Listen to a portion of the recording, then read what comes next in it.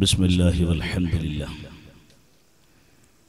ವಸ್ಸಲಾತು ವಸ್ಸಲಾಮು ಅಲಾ ಸಯ್ಯಿದಿನಾ ಮುಹಮ್ಮದಿನ್ ವ ಆಲಿಹಿ ವ ಸಹಬಿಹಿ ಅಜ್ಮഈನ್. ಗೌರವಾನ್ವಿತರಾದ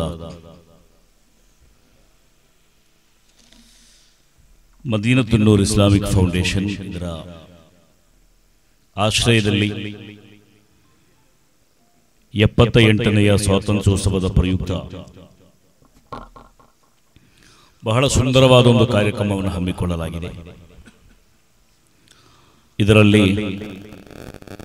ಈ ಪ್ರದೇಶದ ಹಿರಿಯರಾದ ಎಲ್ಲ ಧರ್ಮಗಳ ರಾಜಕೀಯ ಪಕ್ಷಗಳ ಮುಖಂಡರು ಕೂಡ ಆಗಮಿಸುವ ಮೂಲಕ ಸ್ವಾತಂತ್ರ್ಯ ಸಂದೇಶದ ಸ್ವಾತಂತ್ರ್ಯೋತ್ಸವ ಕಾರ್ಯಕ್ರಮದ ಸಂದೇಶವಾಗಿರುವ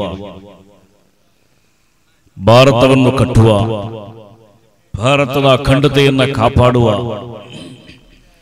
ಈ ರಾಷ್ಟ್ರದ ನಿರ್ಮಾಣ ಮತ್ತು ಸಂರಕ್ಷಣೆಗಾಗಿ ಶತಶತಮಾನಗಳಲ್ಲಿ ಹೋರಾಡಿದ ರಾಷ್ಟ್ರ ಶಿಲ್ಪಿಗಳ, ಸ್ವಾತಂತ್ರ್ಯ ಸಮರ ಹೋರಾಟಗಾರರ ಪಾವನವಾದ ಸ್ಮರಣೆಗಳ ಮುಂದೆ ಶ್ರದ್ಧಾಂಜಲಿಗಳನ್ನು ಸಲ್ಲಿಸುವಂತಹ ಒಂದು ವಿಶಿಷ್ಟವಾದ ಕಾರ್ಯಕ್ರಮ ಇದಾಗಿದೆ.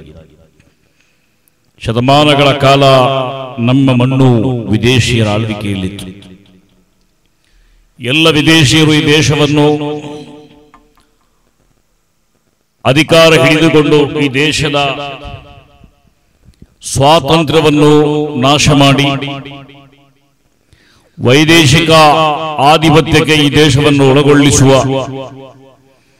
ಸಾವಿರಾರು ಕಿಲೋಮೀಟರ್ ಆಚೆ ಇರುವ ಅವರ ರಾಷ್ಟ್ರಗಳ ವಸಾಹತುಗಳನ್ನಾಗಿ, ಕಾಲೋನಿಗಳನ್ನಾಗಿ ನಮ್ಮ ರಾಷ್ಟ್ರವನ್ನು ಪರಿವರ್ತಿಸುವ,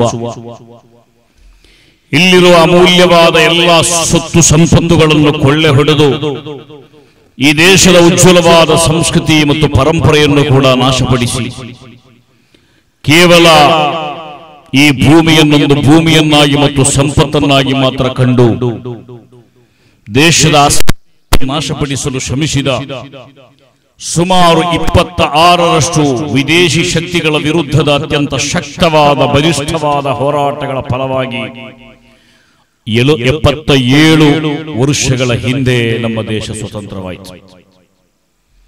1947ರ ಆಗಸ್ಟ್ 15ರ ಅರ್ಧರಾತ್ರಿ ಈ ದೇಶದ ತಿರಂಗ ಅತ್ಯಂತ ಸುಂದರವಾದ ಸಂದೇಶವನ್ನು ಸಾರುವಂತಹ ಈ ದೇಶದ ತ್ರಿವರ್ಣ ಪತಾಕೆ ಬಾನೆತ್ತರಕ್ಕೆ ಏರಿಸುವ ಮೂಲಕ ದೇಶದ ಸ್ವಾತಂತ್ರ್ಯವನ್ನು ಘೋಷಣೆ ಮಾಡಲಾಯಿತು. ಇಲ್ಲಿ ನಾವು ಯೋಚನೆ ಮಾಡಬೇಕಾದ ವಿಚಾರವೇನೆಂದರೆ, ಶತಮಾನಗಳ ಕಾಲ ಈ ದೇಶದಲ್ಲಿ ವಿದೇಶಿ ಆಳ್ವಿಕೆಯ ವಿರುದ್ಧ ನಡೆದಂತಹ ಸಮರಗಳು, ಯುದ್ಧಗಳು, ಅವರ ಮೇಲೆ ಹಾಕಿದಂತಹ ಬಹಿಷ್ಕಾರಗಳು ಎಲ್ಲವೂ ಕೂಡ ಕೇವಲ ರಾಷ್ಟ್ರೀಯವಾದ, ರಾಜಕೀಯವಾದ ಲಕ್ಷ್ಯದಿಂದ ನಡೆದು ಮಾತ್ರವಾಗಿರಲಿಲ್ಲ. ಸ್ವಾತಂತ್ರ್ಯ ಸಂಗ್ರಾಮದ ಸರ್ವ ಹೋರಾಟಗಳ ಹಿಂದೆ ಭಾರತವನ್ನ ಅರ್ಥ ಮಾಡುವ, ವ್ಯಾಖ್ಯಾನಿಸುವ, ಭಾರತವನ್ನ ಗುರುತಿಸುವ, ಭಾರತೀಯತೆಯನ್ನ ಸಂಪೂರ್ಣವಾಗಿ ಅರಿತುಕೊಳ್ಳುವಂತಹ ಅತ್ಯಂತ ಶ್ರೇಷ್ಠವಾದ ಜಿಜ್ಞಾಸೆ ಮತ್ತು ವಾಂಛೆ ಅಡಗಿತ್ತು. ಈ ದೇಶದ ಪರಂಪರೆಯನ್ನು ನಾವು ಗಮನಿಸಿದರೆ ನಮಗೆಲ್ಲರಿಗೂ ಅರ್ಥವಾಗುವಂತಹ ಒಂದು ಸಂಗತಿ ಏನೆಂದರೆ, ಜಗತ್ತಲ್ಲಿರುವ 201 ರಾಷ್ಟ್ರಗಳ ಪೈಕಿ ನಮ್ಮ ದೇಶಕ್ಕಿರುವ ಇತಿಹಾಸ, ಪರಂಪರೆ ಬೇರೆ ಯಾವುದೇ ರಾಷ್ಟ್ರಗಳಿಗಿಲ್ಲ. ಕೆಲವೇ ಶತಮಾನಗಳ ಹಿಂದೆ ಹುಟ್ಟಿದ ರಾಷ್ಟ್ರಗಳು, ಒಂದೆರಡು ಸಹಸ್ರಮಾನಗಳ ಹಿಂದೆ ಜನ್ಮ ತಾಳಿದಂತಹ ನಾಡುಗಳು ಜಗತ್ತಿನ ಭೂಪಟದಲ್ಲಿ ಕಾಣಲು ಸಾಧ್ಯವಾಗುವುದಾದರೆ ನಮ್ಮ ನಾಡಿಗೆ 6000 ವರ್ಷಗಳ ಇತಿಹಾಸವಿದೆ. ಇಂಡಸ್ ವ್ಯಾಲಿ ಸಿವಿಲೈಸೇಷನ್ ಎನ್ನುವ ಸಿಂಧು ನದಿ ತಟಾಕದ ಸಂಸ್ಕಾರದಿಂದ ಪ್ರಾರಂಭಗೊಂಡ 6000 ವರ್ಷಗಳ ಉಜ್ವಲವಾದ ಇತಿಹಾಸವುಳ್ಳ, ಜಗತ್ತಿನ ಯಾವುದೇ ಒಂದು ರಾಷ್ಟ್ರಗಳಲ್ಲೂ ಕೂಡ ಸಾಟಿ ಇಲ್ಲದ ಅತ್ಯಂತ ಶ್ರೇಷ್ಠತೆಯನ್ನು ಒಳಗೊಂಡ, ಸ್ವಾತಂತ್ರ್ಯ ಹೋರಾಟದ ಸ್ಫೂರ್ತಿಯಾಗಿದ್ದ ಡಾಕ್ಟರ್ ಇಕ್ಬಾಲ್ ರವರ ಭಾಷೆಯಲ್ಲಿ ಹೇಳುವುದಾದರೆ, ಸಾರೇ ಜಹಾನ್ ಸೆ ಅಚ್ಚಾ ಹಿಂದೂಸ್ತಾನ್ ಹಮಾರಾ, ಜಗತ್ತಲ್ಲಿರುವ ಎಲ್ಲ ರಾಷ್ಟ್ರಗಳ ಪೈಕಿ ನಮ್ಮದು ಅತ್ಯಂತ ಶ್ರೇಷ್ಠವಾದ ಒಂದು ದೇಶ. ಹಮ್ ಬುಲ್ಬುಲೆ ಹೈ ಇಸ್ಕಿ ಯೇ ಗುಲ್ಸಿತಾನ್ ಹಮಾರಾ, ನಾವು ಈ ದೇಶದಲ್ಲಿರುವ സുന്ദരവാദ ഹക്കികളു ഇത് നമ്മ ഉദ്യാന നിഖില പ്രപഞ്ചത്തിൽ ഉത്തമൻ ഭാരതം നാം ഈ ഭൂവനത്തിലെ രാപ്പാടി കുരുവികൾ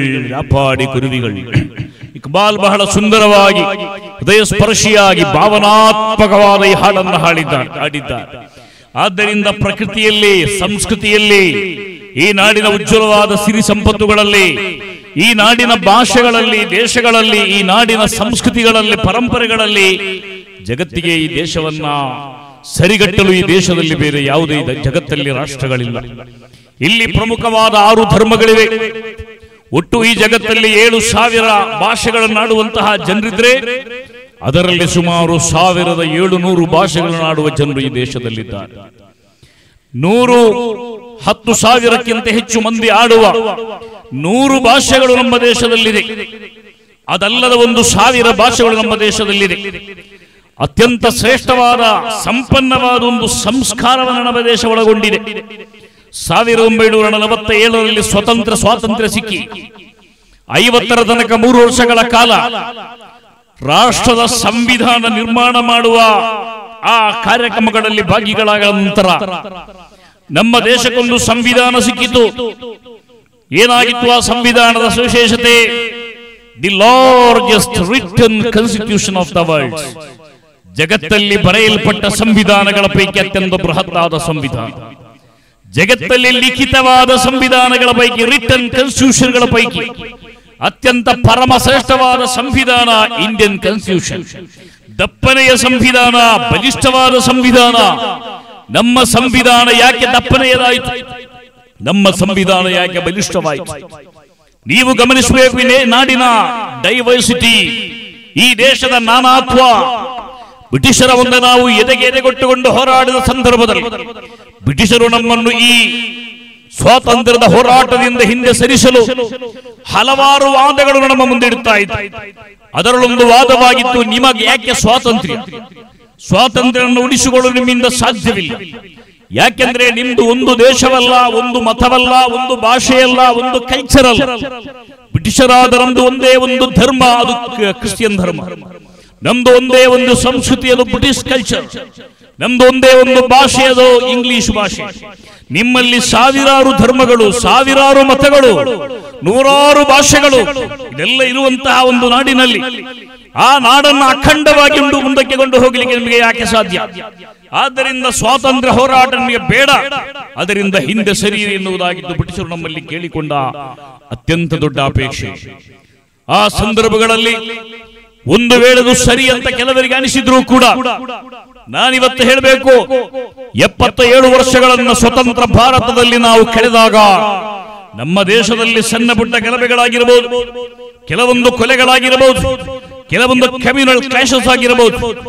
ಆದರೆ ಈ ನಾಡು ಕಾಪಾಡಿಕೊಂಡು ಬಂದ ಉಜ್ವಲವಾದ ಪರಂಪರೆ ಇವತ್ತು ಕೂಡ ನಾಶವಾಗಿಲ್ಲ ಎನ್ನುವುದು ಬ್ರಿಟಿಷರಿಗೆ ನಾವು ಕೊಟ್ಟಂತಹ ಅತ್ಯಂತ ಶ್ರೇಷ್ಠವಾದ ಉತ್ತರವಾಗಿ. ಯುನಾನೋ ಮಸ್ರುವ ರೋಮೋ ಸಬ್ಬಟ್ ಗಯೇ ಜಹಾನ್ ಸೆ, ಯುನಾನೋ ಮಸ್ರುವ ರೋಮಾ ಸಬ್ಬಟ್ ಗಯೇ ಜಹಾನ್ ಸೆ, ಅಬ್ ತಕ್ ಮಗರ್ ಹೈ ಬಾಕಿ ನಮೋ ನಶಾನ್ ಹಮಾರಾ. ತರಾನೆ ಹಿಂದಿ ಎನ್ನುವ ದೇಶ ಪ್ರೇಮ ಗೀತೆಯಲ್ಲಿ ಇಕ್ಬಾಲ್ ಮತ್ತೊಂದು ಕಡೆ ಹೇಳ್ತಾರೆ, ಯವನರ ಸಂಸ್ಕಾರಗಳು ಎಲ್ಲೋಯ್ತು, ಗ್ರೀಕರ ಸಂಸ್ಕಾರಗಳೇನಾಯಿತು, ಮಿಸ್ರಿನ, ಈಜಿಪ್ತಿನ ಆ ಪುರಾತನವಾದ 1000 ವರ್ಷಗಳ ಸಂಸ್ಕಾರಗಳೇನಾಯಿತು?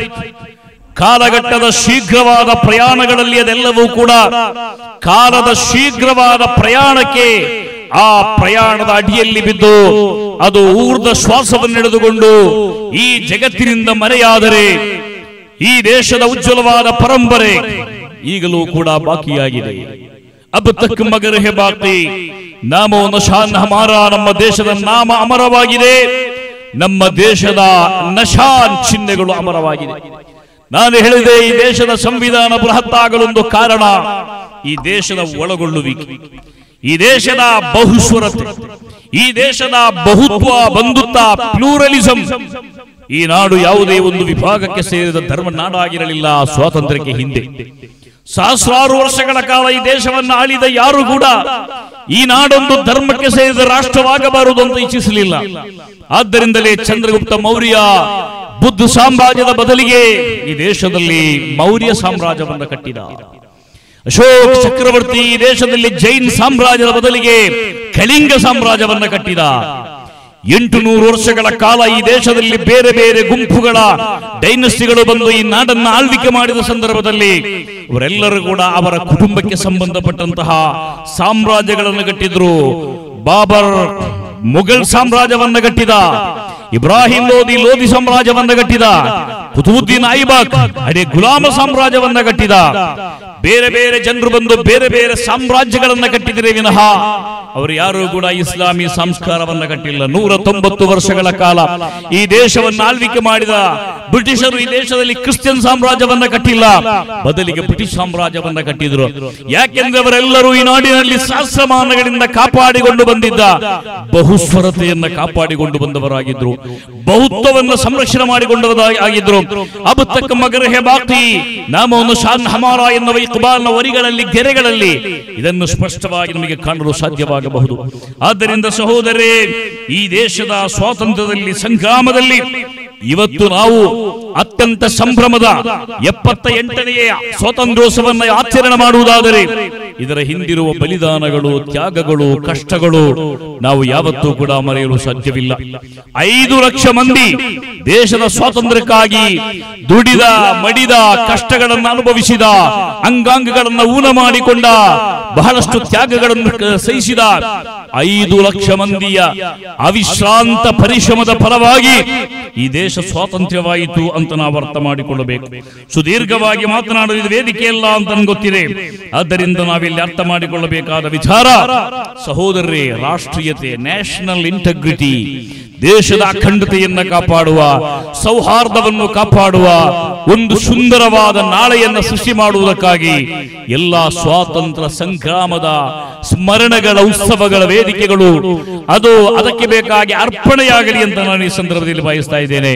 ಸಹೋದರರು ಗಮನಿಸಬೇಕು, ಈ ಸಂದರ್ಭದಲ್ಲಿ ನಮ್ಮ ದೇಶದ ವೈಶಿಷ್ಟ್ಯವೇನೆಂದರೆ ಎಲ್ಲ ಧರ್ಮಗಳು ಕೂಡ ಅತ್ಯಂತ ಸುಂದರವಾದ ರೀತಿಯಲ್ಲಿ ದೇಶದಲ್ಲಿದೆ. ಯಾಕೆಂದರೆ ಎಲ್ಲ ಧರ್ಮಗಳ ಸಂದೇಶ ಆ ರೀತಿ ಇದೆ. ಎಲ್ಲ ಧರ್ಮಗಳು ಒಳಗೊಳ್ಳುವ ಸಂದೇಶವನ್ನು ಹೇಳಿದೆ, ಇನ್ನಿತರನ್ನ ಪ್ರೀತಿ ಮಾಡುವ ಸಂದೇಶಗಳನ್ನು ಹೇಳಿದೆ. ಒಬ್ಬ ಮುಸಲ್ಮಾನ್ ಈ ಮದೀನತುನ್ನೂರ್, ವಾದಿನ್ನೂರ್, ಪಲ್ಲಕ್ಕಾನ ಮಸೀದಿಯಲ್ಲಿ 5 ಹೊತ್ತು ನಮಾಜಿನ ವೇಳೆ ಒಬ್ಬ ಮುಸಲ್ಮಾನ್ ಮಾಡುವ ಪ್ರಾರ್ಥನೆ ಒಂದು ಕೋಮಿಗೆ, ಒಂದು ವಿಭಾಗಕ್ಕೆ, ಒಂದು ಜನತೆಗೆ ಮಾತ್ರ ಸೀಮಿತವಾದ ಪ್ರಾರ್ಥನೆಗಳಲ್ಲ. ನಮಾಜಿನ ವೇಳೆ, ನಮಾಜಿನ ಬಳಿಕ 2 ಕೈಗಳನ್ನು ಆಕಾಶಕ್ಕೆತ್ತಿಕೊಂಡ ಒಬ್ಬ ಮುಸಲ್ಮಾನ್, ಒಬ್ಬ ಬ್ಯಾರಿ, ಒಬ್ಬ ಸಾಬ ಮಾಡುವ ಪ್ರಾರ್ಥನೆ ಏನು? ಅಲ್ಲಾಹುಮ್ಮ ಅಂತಸ್ ಸಲಾಮ್ ವ ಮಿಂಕಸ್ ಸಲಾಮ್ ವ ಇಲೈಕ ಯರ್ಜಿഉ ಸಲಾಮ್ ಹಯ್ಯಿನಾ ರಬ್ಬನಾ ಬಿಸ್ಸಲಾಮ್ ವ ಅದ್ಖಿಲ್ನಾ ಬಿರಹ್ಮತಿಕ ದಾರಸ್ ಸಲಾಮ್. ಸಲಾಮ್ ಎನ್ನುವ ಅರಬಿ ವಾಕ್ಯಕ್ಕೆ, ಅರಬಿ ಶಬ್ದಕ್ಕೆ ಇರುವ ಅರ್ಥ ಪೀಸ್, ನೆಮ್ಮದಿ. ನೀನೇ ಶಾಂತಿ, ನಿನ್ನಿಂದಲೇ ಶಾಂತಿ, ಸರ್ವ ಶಾಂತಿಗಳ ಸ್ರೋತಸ್ಸು ನೀನೇ. ಆದ್ದರಿಂದ ನಮ್ಮ ನಾಡನ್ನು ಶಾಂತಿಯ ಧಾಮವನ್ನಾಗಿ ಮಾಡುವಂತ ಒಬ್ಬ ಮುಸಲ್ಮಾನ್ 5 ಹೊತ್ತು ನಮಾಜಿನ ಮೇಲೆ ಈ ನಾಡಿನ ಪ್ರತಿಯೊಬ್ಬರಿಗಾಗಿ, ಹಿಂದೂಗಾಗಿ, ಮುಸಲ್ಮಾನಗಾಗಿ, ಈ ದೇಶದ ಬುದ್ಧನಿಗಾಗಿ, ಜೈನನಿಗಾಗಿ, ಹೂಥನಿಗಾಗಿ, ಧರ್ಮ ಉಳ್ಳವನಿಗೆ, ಇಲ್ಲದವನಿಗೆ, ಪ್ರತಿಯೊಬ್ಬ ಮನುಷ್ಯನಿಗಾಗಿ ಪ್ರಾರ್ಥನೆ ಮಾಡುವಾಗ ಹಿಂದೂ ಮಂದಿರಗಳಲ್ಲಿ ಸರ್ವ ಕ್ಷೇಮಕ್ಕಾಗಿ ಪ್ರಾರ್ಥನೆ ಮಾಡುವ ಪ್ರಾರ್ಥನೆಗಳನ್ನು ಕಾಣಲಿಕ್ಕೆ ಸಾಧ್ಯವಾಗ್ತದೆ. ಸರ್ವೋ ಭವಂತು ಸುಖಿನಃ, ಸರ್ವೇ ಭವಂತು ಸುಖಿನಃ, ಸರ್ವೇ ಸಂತು ನಿರಾಮಯ, ಸರ್ವೇ ಭದ್ರಾಣಿ ಪಶ್ಯಂತು ಮಾ ಕಶ್ಚಿತ್ ದುಃಖ ಭವಾತ್. ಎಲ್ಲರ ರೋಗಗಳು ವಾಸಿಯಾಗಲಿ, ಸಂಕಟಗಳು ಮಾಯವಾಗಲಿ, ಕಷ್ಟಗಳು ನಿವಾರಣೆಯಾಗಲಿ, ಎಲ್ಲರಿಗೂ ಕ್ಷೇಮ ಉಂಟಾಗಲಿ ಅಂತ ಸಂಸ್ಕೃತ ಭಾಷೆಯಲ್ಲೊಬ್ಬ ಹಿಂದೂ ಬಂದು ಪ್ರಾರ್ಥನೆ ಮಾಡುವಾಗ ಅದು ಆ ನಾಡಿನ ಪ್ರತಿಯೊಬ್ಬರನ್ನು ಒಳಗೊಳ್ಳುವ ಪ್ರಾರ್ಥನೆಯಾಗಿದೆ. ಮುಸಲ್ಮಾನ ಅರಬಿ ಭಾಷೆಯಲ್ಲಿ ಯಾವ ರೀತಿಯಲ್ಲಿ ಜನರ ಒಳಿತಿಗಾಗಿ ಪ್ರಾರ್ಥನೆ ಮಾಡುತ್ತಾನೋ ಅದೇ ರೀತಿ ಒಬ್ಬ ಹಿಂದೂ ಸಹೋದರ ತನ್ನ ಮಂದಿರದಲ್ಲಿ ಸಂಸ್ಕೃತ ಭಾಷೆಯಲ್ಲಿ ಜನರ ಏಳಿಗೆಗಾಗಿ ಪ್ರಾರ್ಥನೆ ಮಾಡುವಾಗ ಒಬ್ಬ ಕ್ರೈಸ್ತ ಧರ್ಮಾನುಯಾಯಿ ಶತ್ರುವನ್ನು ಕೂಡ ಪ್ರೀತಿ ಮಾಡು ಎನ್ನುವ ಸಂದೇಶವನ್ನು ಜಗತ್ತಿಗೆ ಸಾರುವಾಗ ಯು ಲವ್ ಯುವರ್ ಎನಿಮೀಸ್, ವೈರಿಯನ್ನು ಪ್ರೀತಿ ಮಾಡು. You pray for those who persecute you, ನಿನಗೆ ದ್ರೋಹ ಮಾಡುವ ಒಳಿತಿಗಾಗಿ ಪ್ರಾರ್ಥನೆ ಮಾಡು. The gospel according to Mark, ಮಾರ್ಕೋಸ್ ಬರೆದ ಸುವಿಶೇಷಗಳಲ್ಲಿ, ಮತ್ತಾಯಿ ಬರೆದ ಸುವಿಶೇಷಗಳಲ್ಲಿ, ಲೂಕೋಸ್ ಬರೆದ ಸುವಾರ್ತೆಗಳಲ್ಲಿ, ಸಹೋದರರೇ ಜಾನ್ ಬರೆದ ಸುವಾರ್ತೆಗಳಲ್ಲಿ ನಾಡಿನ ಸರ್ವಜನರ ಏಳಿಗಾಗಿ ಪ್ರಾರ್ಥನೆ ಮಾಡುವ, ಅದಕ್ಕಾಗಿ ಬಯಸುವ, ಆಚಿಸುವ, ಇಚ್ಛಿಸುವ ಸಂದೇಶಗಳನ್ನು ಜೀಸಸ್ ಕ್ರೈಸ್ಟ್ ನೀಡಿರುವಾಗ ನಾವೆಲ್ಲರೂ ಅರ್ಥ ಮಾಡಿಕೊಳ್ಳಬೇಕಾದ ವಿಚಾರಗಳು, ಧರ್ಮಗಳು ಯಾವತ್ತೂ ಕೂಡ ಪರಸ್ಪರ ಸ್ಪರ್ಧೆಯನ್ನ ಕಲಿಸಿಲ್ಲ. ಧರ್ಮಗಳು ಯಾವತ್ತೂ ಕೂಡ ಪರಸ್ಪರ ಸಂಘರ್ಷವನ್ನ ಕಲಿತಿಲ್ಲ. ಮಜ್ಹಬ್ ನಹಿ ಸಿಖಾತಾ ಆಪಸ್ ಮೇ ಬೈರ್ ರಖನಾ, ಮಜ್ಹಬ್ ನಹಿ ಸಿಖಾತಾ ಆಪಸ್ ಮೇ ಬೈರ್ ರಖನಾ. ಧರ್ಮಗಳು ಯಾವತ್ತೂ ಕೂಡ ಪರಸ್ಪರ ದೇಶವನ್ನು ಕಲಿಸಿಲ್ಲ. ಹಿಂದೂಸ್ತಾನ್ ಹಮಾರ, ನಮಗೆ ನಮ್ಮ ದೇಶವಾದ ಹಿಂದೂಸ್ತಾನ್ ಎನ್ನುವುದು ಸರ್ವ ಧರ್ಮಗಳ ಶಾಂತಿಯ ತೋಟವಾಗಿ, ರಸಿಕರ ಕಂಗಳನ್ನು ಸೆಳೆಯುವ ನೋಟವಾಗಿ, ಹಿಂದೂ ಕ್ರೈಸ್ತ ಮುಸಲ್ಮಾನ ಪಾರಸಿಕ ಜೈನರ ಉದ್ಯಾನವಾಗಿ ಶತಮಾನಗಳಿಂದ ನಡೆದು ಬಂದ ಈ ಸುಂದರವಾದ ನಾಡನ್ನ ಮತ್ತೊಮ್ಮೆ ಉಳಿಸುವ, ಬೆಳೆಸುವ ಪ್ರಯತ್ನಗಳು ನಾವೆಲ್ಲರೂ ಮಾಡಬೇಕಾಗಿದೆ. ನಾನು ನನ್ನ ಮಾತನ್ನು ಮುಗಿಸ್ತಾ ಇದ್ದೇನೆ. ಕೆಲವು ಕಾರಣಾಂತರಗಳಿಂದ ಸಹೋದರರೇ, ಈ ನಾಡಿನಲ್ಲಿ ಅನೇಕ ರೀತಿಯ ಸಂಘರ್ಷಗಳು, ಅನೇಕ ರೀತಿಯ ಅಭಿಪ್ರಾಯ ವ್ಯತ್ಯಾಸಗಳು ಈ ನಾಡಿನಲ್ಲಿ ಬಂದಿದೆ. പരസ്പരം സൗഹാർദ്ദത്തോടെ ജീവിക്കേണ്ട ജനതയ്ക്ക് മുമ്പിൽ തെറ്റിദ്ധാരണകളും അപസ്വരങ്ങളും ഉയർന്നു വന്ന് പരസ്പരം ജീവിതം ദുഷ്കരമാകുന്ന സന്നിവേശങ്ങൾ, സന്ദർഭങ്ങൾ ഈ രാജ്യത്ത് ധാരാളം വന്നിട്ടുണ്ട്. ഞാൻ എന്റെ പ്രഭാഷണം അവസാനിക്കുന്നതിന് മുമ്പ് ഒരു കാര്യം മാത്രമാണ് നിങ്ങളെ ഓർമ്മിപ്പിക്കാൻ ആഗ്രഹിക്കുന്നത്. സുദീർഘമായ കാലഘട്ടത്തിൽ നടന്ന സ്വാതന്ത്ര്യ സമര പോരാട്ടങ്ങൾക്ക് നേതൃത്വം നൽകിയത് മഹാനായ മഹാത്മജിയായിരുന്നു. ആ മഹാത്മജി നിങ്ങൾ അറിയണം, 1947 ആഗസ്റ്റ് 15 വെള്ളിയാഴ്ച സ്വാതന്ത്ര്യത്തിന്റെ ഉത്തമമായ സന്ദേശം ഇന്ത്യയിൽ ഉണ്ടായിരുന്ന 40 കോടി ജനങ്ങൾക്ക് നൽകുന്നതിന് വേണ്ടി സുന്ദരമായ സൂട്ടും ബൂട്ടും കോട്ടും ധരിച്ചുകൊണ്ട് പണ്ഡിറ്റ് നെഹ്റു ഇന്ത്യയുടെ സൗഹാർദ്ദത്തിന്റെ പ്രതീകമായ റെഡ് ഫോർട്ടിന്റെ മട്ടുപാവിൽ നിന്നുകൊണ്ട് പ്രസംഗിക്കുമ്പോൾ ആ സ്റ്റേജിൽ 3 കസേരകൾ ഉണ്ടായിരുന്നു. ഒരു കസേരയിൽ മൗണ്ട് ബാറ്റൻ പ്രഭു എന്ന് എഴുതി വെച്ചിരുന്നു. മറ്റൊരു കസേരയിൽ prime minister of India Jawaharlal Nehru എന്ന് എഴുതി വെച്ചിരുന്നു. മറ്റൊരു കസേര ഇവിടെ ഒഴിഞ്ഞു കിടന്നിരുന്നു. ആ കസേര ഒരു വിശിഷ്ടമായ അതിഥിയെ പ്രതീക്ഷിച്ചുകൊണ്ടിരിക്കുകയായിരുന്നു. പക്ഷേ ആ പരിപാടി നടന്ന് നെഹ്റുവിന്റെ സന്ദേശങ്ങൾ കഴിഞ്ഞ് മണിക്കൂറുകളോളം നീണ്ടുനിന്ന ആ മഹത്തായ സംഗമം കഴിയുന്നതുവരെ ആ മധ്യത്തിൽ വെച്ച കസേരയിൽ ഇരിക്കാനുള്ള അതിഥി എത്തിയില്ല. ആ അതിഥി എന്ന് എവിടെയായിരുന്നു? പശ്ചിമ ബംഗാളിലെ നവക്കാലി എന്ന് പറയുന്ന ഗ്രാമത്തിൽ ഹിന്ദുക്കളും മുസ്ലിംകളും തമ്മിലുണ്ടായ ഭീകരമായ പോരാട്ടത്തിന്റെ ഭാഗമായി ഹിന്ദു മന്ദിരങ്ങളും മുസ്ലിം മസ്ജിദുകളും തകർക്കപ്പെട്ട സ്ഥലത്ത് ചെന്ന് നഗ്നപാതനായെന്ന് ഗാന്ധി അമ്പലങ്ങളുടെയും മസ്ജിദുകളുടെയും മുമ്പിൽ നിന്ന് ഹിന്ദു മുസ്ലിം ഭായ് ഭായ് എന്ന് പറഞ്ഞുകൊണ്ട് സൗഹാർദ്ദത്തിന്റെ സന്ദേശം ആ നാടുകളിൽ പ്രചരിപ്പിക്കുമായിരുന്നു. അന്ന് ആ റെഡ് ഫോർട്ടിന്റെ മുകൾ ഭാഗത്ത്, ചെങ്കോട്ടയുടെ മുകൾ ഭാഗത്ത് ഒഴിഞ്ഞു കിടന്ന കസേര, അതിൽ എഴുതി വെച്ചത് മോഹൻദാസ് കരംചന്ദ് ഗാന്ധി എന്തായി. ആ ഗാന്ധിക്ക് ഒരിക്കലും അത്തരത്തിലുള്ള ഒരു സമ്മേളനങ്ങളിൽ പങ്കെടുക്കുന്നതിനോ സ്വാതന്ത്ര്യ സമരത്തിന്റെ, സ്വാതന്ത്ര്യ ആഘോഷങ്ങളുടെ ഒരു ചെറിയ സന്ദേശം പോലും അദ്ദേഹത്തിന് നൽകാൻ സാധ്യമായിരുന്നില്ല. സ്വതന്ത്ര ഭാരതത്തിൽ 168 ദിനങ്ങൾ മാത്രം ജീവിച്ച Gandhi, if I die I must dye in the cause of Hindu Muslim unity, ഞാൻ മരിക്കുകയാണെങ്കിൽ ഞാൻ ഹിന്ദു മുസ്ലിം ഐക്യത്തിന് വേണ്ടി മാത്രമേ മരിക്കുകയുള്ളൂ എന്ന് പ്രഖ്യാപിച്ച് അതിനുവേണ്ടി രാജ്യത്തുടനീളം ഓടി നടന്ന ദ ഫാദർ ഓഫ് ഇന്ത്യയുടെ ആ ഓർമ്മകൾ കൂടി ഈ സന്ദർഭത്തിൽ നാം വിലകൽപ്പിച്ചുകൊണ്ട് ഇന്ത്യയുടെ ഉജ്ജ്വലമായ സ്വാതന്ത്ര്യത്തിന്റെ 78ാമത് പുണ്യദിനത്തിൽ ഈ നാടിന്റെ സംരക്ഷണത്തിന് വേണ്ടിയും നവീകരണത്തിന് വേണ്ടിയും നിർമ്മാണത്തിന് വേണ്ടിയും പ്രവർത്തിച്ച മുഴുവൻ രാഷ്ട്രശില്പികളുടെയും ബലിദാനങ്ങളെ ഈ സന്ദർഭത്തിൽ അനുസ്മരിച്ചുകൊണ്ട് ശ്രദ്ധാഞ്ജലികൾ അർപ്പിച്ചുകൊണ്ട് ഇവിടെ കൂടി എന്റെ പ്രിയപ്പെട്ട എല്ലാ സഹോദരങ്ങൾക്കും വിദ്യാർത്ഥികൾക്കും നേതാക്കൾക്കും 78ാമത് സ്വാതന്ത്ര്യ സമരത്തിന്റെ സ്വാതന്ത്ര്യോത്സവത്തിന്റെ മഹത്തായ ആശംസകൾ അറിയിച്ചുകൊണ്ട് എന്റെ വാക്കുകൾക്ക് ഇവിടെ ജയ് ഹിന്ദ്, ജയ് ജഗത്.